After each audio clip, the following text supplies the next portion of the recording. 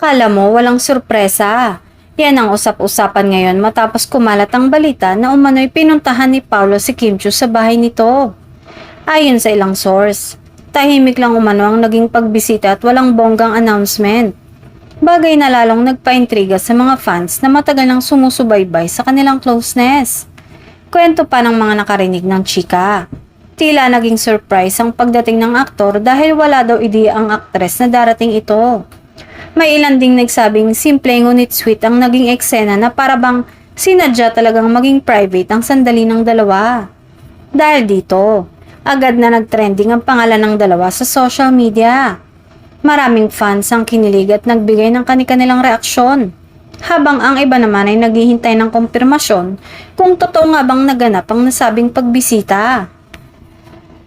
Gayunpaman, wala pang opisyal na pahayag mula sa magkabilang kampo.